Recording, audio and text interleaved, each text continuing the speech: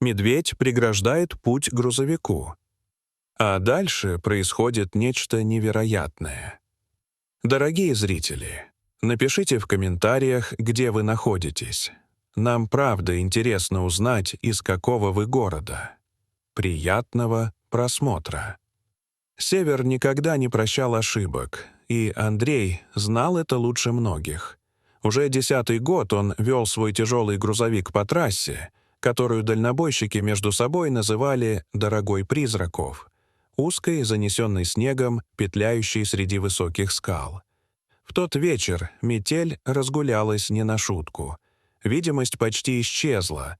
Хлопья снега, похожие на клочья рваной ваты, яростно били в лобовое стекло, а свет мощных фар растворялся. Андрей чувствовал, как усталость тяжело наваливается на плечи. Пальцы, вцепившиеся в руль, онемели от холода и напряжения, в кабине стоял запах крепкого кофе, и все его мысли сводились к одному — добраться до ближайшей стоянки, заглушить двигатель и провалиться в долгий бездонный сон. Но у Севера были свои планы. Все произошло за долю секунды.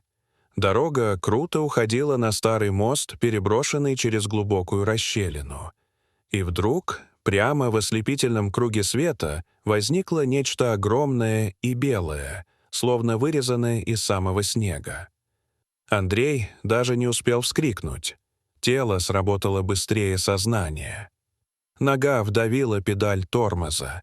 Многотонную машину повело, тяжелый прицеп опасно качнулся в сторону, металл заскрежетал так, будто его рвали невидимые когти. Грузовик замер буквально в нескольких сантиметрах от препятствия. Сердце Андрея колотилось где-то в горле, в ушах гудел собственный пульс, а дыхание стало рваным и хриплым. Перед ним, прямо в свете фар, стояла гигантская белая медведица. Она не бросилась в сторону и не проявила агрессии. Она просто стояла, глядя прямо в кабину. Андрей замер, боясь пошевелиться. Взгляд зверя был странно осмысленным. В нем не читалась слепая ярость, только глубокое, почти человеческое отчаяние. Маленькие темные глаза блестели от влаги, и мужчине на мгновение показалось, что медведица плачет. Вдруг она сделала то, чего Андрей никак не ожидал. Издав глухой, надрывный рык, она поднялась на задние лапы, став вдвое выше кабины, и с оглушительным грохотом опустила передние лапы на капот. Кабина содрогнулась, металл жалобно прогнулся. Андрей инстинктивно вжался в сиденье, ожидая, что зверь сейчас начнет крушить машину, но медведица замерла. Она смотрела на него через стекло так, будто звала: «Выходи, ты мне нужен». Трясущимися руками Андрей нащупал фонарь и, пересилив страх, приоткрыл дверь. Ледяной воздух тут же обжег легкие. Медведица спрыгнула с капота и сделала несколько шагов к краю моста, постоянно оглядываясь на человека. «Ладно, я иду», — прошептал Андрей, едва слыша собственный голос. Он осторожно подошел к краю расщелины, куда указывал зверь. Внизу, в узком каменном кармане между глыбами льда, лежал маленький комочек. Медвежонок. Видимо, малыш сорвался с обрыва и застрял в тесной щели, из которой не мог выбраться сам. Его лапки беспомощно скребли по гладкому льду, а тонкий жалобный писк почти тонул в завывании ветра. Медведица кружила наверху. Она была слишком крупной и тяжелой, чтобы спуститься туда. Лед под ее весом обрушился бы, погребя детеныша.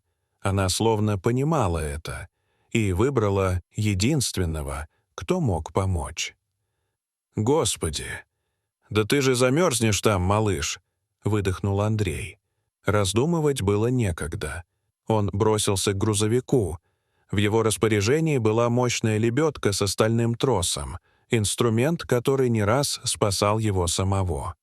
Андрей развернул машину, выставил опоры и начал разматывать трос. Тяжелый крюк глухо бился о камни.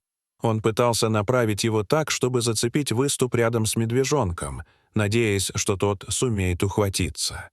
Но ветер сносил трос, крюк раз за разом срывался, ударяясь о лед в стороне. И тогда произошло то, что навсегда изменило взгляд Андрея на дикую природу.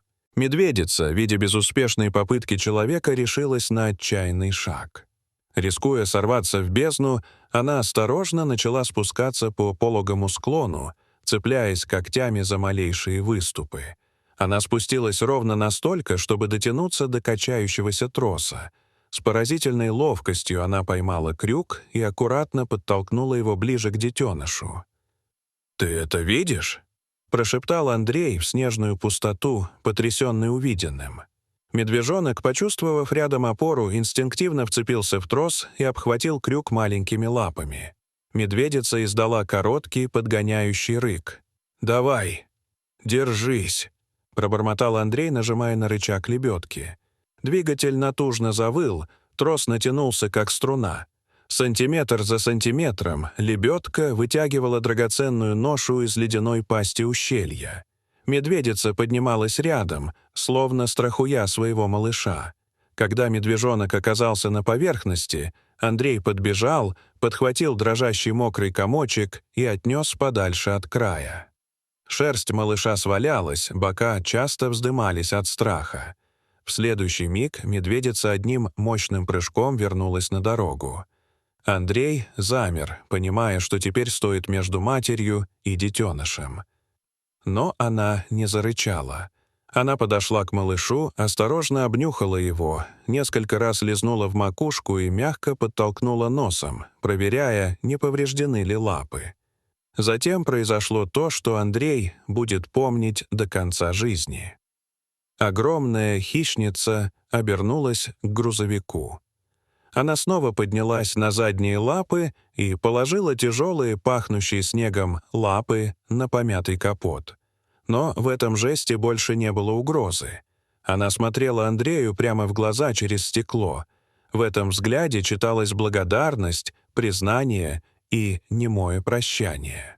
Это был короткий союз двух миров, которые на несколько минут стали одним ради спасения жизни. Медведица опустилась на 4 лапы, издала тихий звук, похожий на облегченный вздох, и медленно ушла в снежную мглу. Медвежонок, смешно переваливаясь, поспешил следом. Их белые силуэты вскоре растворились в бесконечной белизне севера. Андрей еще долго стоял возле своего грузовика. Он смотрел на вмятины и глубокие следы когтей на капоте. Память об этой ночи останется с ним навсегда. Сон больше не казался таким важным.